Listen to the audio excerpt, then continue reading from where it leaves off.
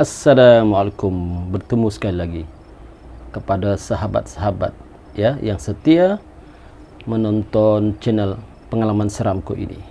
Terima kasih kerana subscribe, like and share. Ya. Seperti biasa kita akan menceritakan kisah-kisah seram dalam channel ini.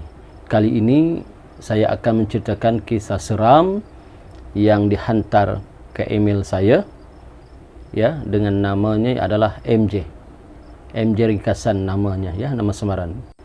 Jadi saya akan bacakan ceritanya, kisahnya. Saya ucapkan terima kasih kepada yang hantar ni, MJ ya, dan begitu juga teman-teman sekalian, sahabat-sahabat, siapa yang sudi untuk mengkongsikan ceritanya dalam channel ini, sila saya alu-alukan untuk menambahkan lagi khazanah cerita-cerita seram dalam channel ini.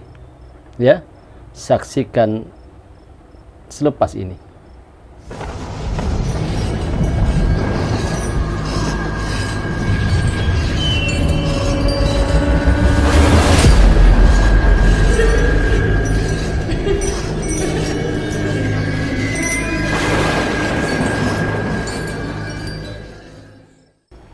Bertemu kembali. Seperti biasa, sebelum kita memulakan cerita ini, saya nak ceritakan kepada semua sahabat-sahabat menonton ya, sebagai seorang yang Muslim, maka kita diajar satu ayat pendinding diri daripada gangguan makhluk halus ya, iaitu ketika kita hendak tidur, yang pertama sekali hendaklah kita berwuduk. Kemudian kita baca surah Al-Fatihah sekali.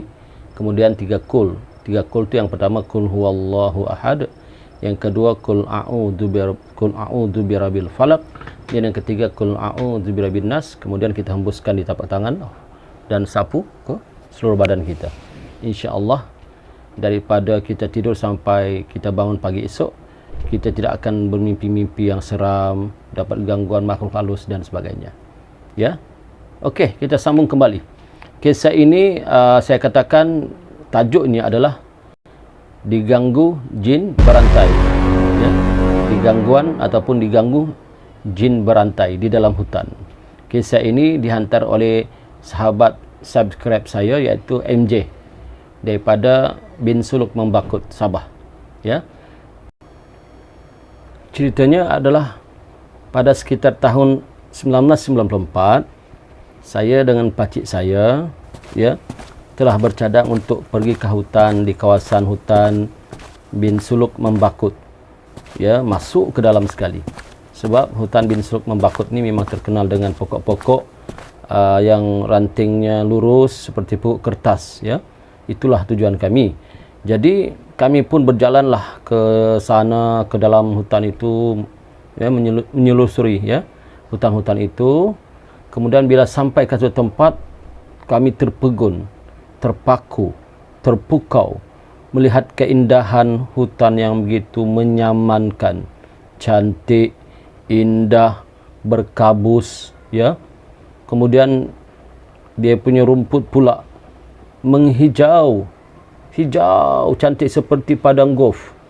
Kemudian setelah kami melihat keindahan begitu cantik, kedengaran pula bunyi kicauan-kicauan burung yang menyenangkan hati kami.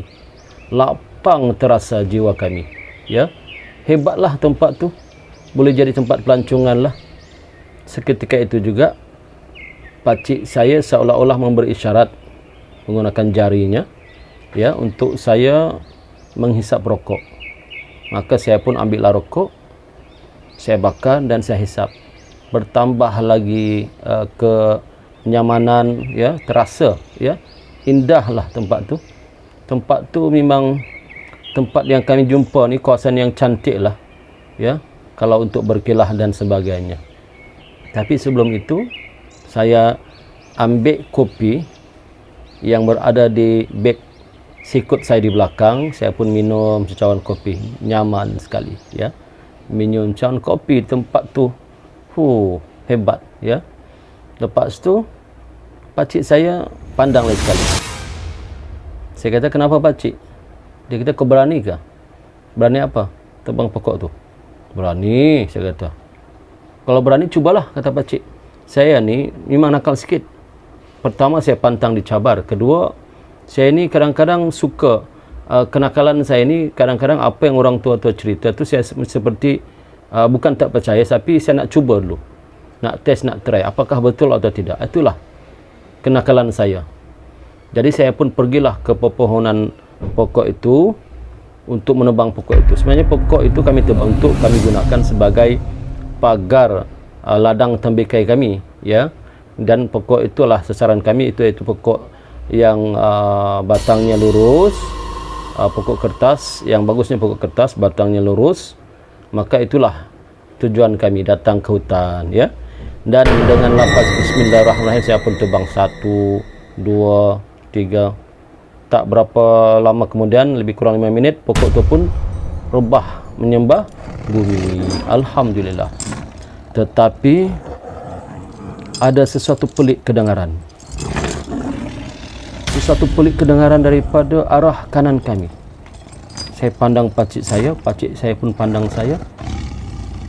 Bunyi itu seperti bunyi rantai besi yang ditarik dengan dengusan yang kuat, seperti orang marah lah. Jalan mengelilingi kami dari arah kanan, ya. Maka terasa seram, bulu roma saya menegak, seram. Begitu juga pakcik saya, ya, perasaan lain macam lah. Maka tanpa berlinga lagi, sepantas yang boleh, saya pun mengumpulkan daun kering yang saya nampak, yang sempat saya ambil. Saya kumpulkan, dan pakcik saya seolah-olah faham, dia pun ambil mancisnya, dia bakar. Maka menyalalah.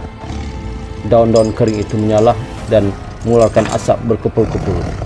Tetapi bunyi rantai seolah-olah ditarik itu masih kedengaran dari arah kanan. Amat menakutkan kami. Bunyinya kuat, semakin kuat. Saya pun tanpa berlinga lagi mengeluarkan parang iban, pemberian sahabat ayah saya, dari pinggang saya. Dan kata saya dalam hati, apapun jadi, jadilah. Sambil mulut saya berselawat, Allahumma salli ala sayyidina, Allahumma salli ala sayyidina, Allahumma salli ala sayyidina. Tengah-tengah saya berselawat itu, saya nampak pakcik saya pun seperti kumat kami membaca sesuatu. Saya tak tahu apa yang dibaca, tak kedengaran. Tetapi kemudian Alhamdulillah, para penonton sekalian, syukur Alhamdulillah, kami bersyukur kerana tiba-tiba sahaja bunyi itu sudah hilang. Bunyi itu hilang begitu saja. Alhamdulillah, ya. Dan kembalilah bunyi kicauan burung semula, datang semula. Kami pun rasa lega dan rasa gembira.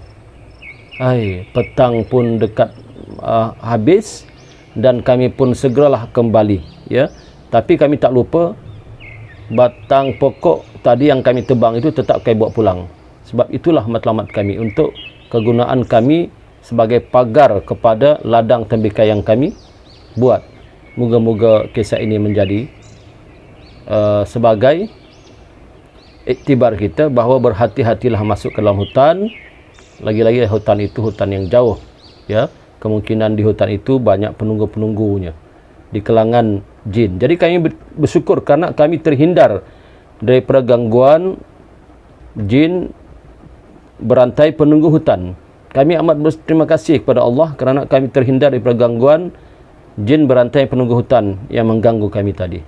Alhamdulillah. Syukur kepada Allah. Maka sekian ceritanya. Moga-moga anda terhibur. Terima kasih.